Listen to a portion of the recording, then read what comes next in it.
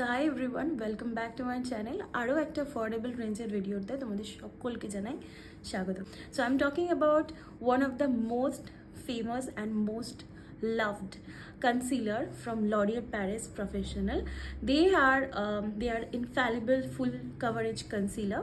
আর আমি নিয়েছি the shade number 308, যেটা আমার মনে হচ্ছে আমার ফুল ফেস মেকআপের জন্য পারফেক্ট। বাট যদি আমি মনে করি যে এটা একটা বেস লেয়ার হিসাবে ইউজ করব বা শুধু কনসিলার দিয়ে পুরো মেকআপটা করব, সেক্ষেত্রে কিন্তু আমার জন্য এই শেডটা একটু লাইট।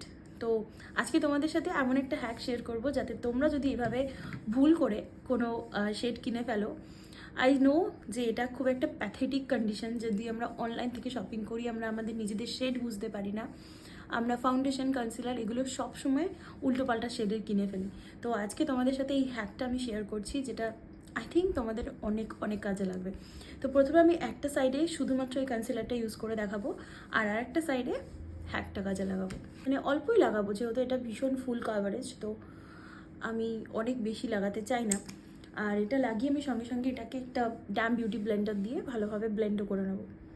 এটা অনেকটাই লাইট, আই গেস তোমরা এটা বুঝতে পারছো।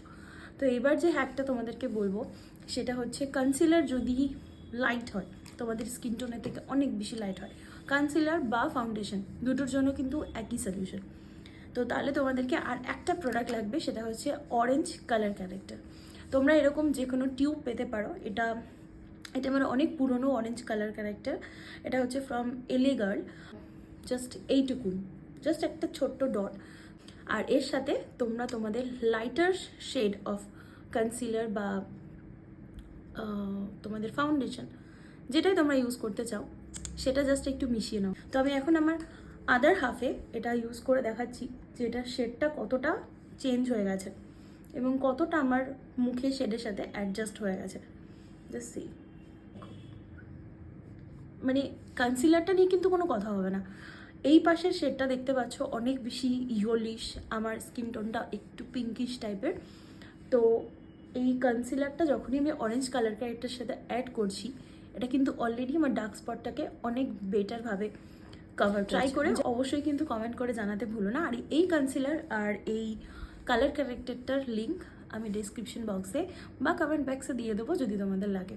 তো চলো আজকের ভিডিওটা তাহলে এখানেই শেষ করছি। চ্যানেলটা কিন্তু অবশ্যই সাবস্ক্রাইব করতে ভুলো না, বিকজ এরকম আরও অনেক বিউটি টিপস নিয়ে আমি রোজ আসবো। দেখা হচ্ছে পরের একটা ভিডিওতে। Bye bye.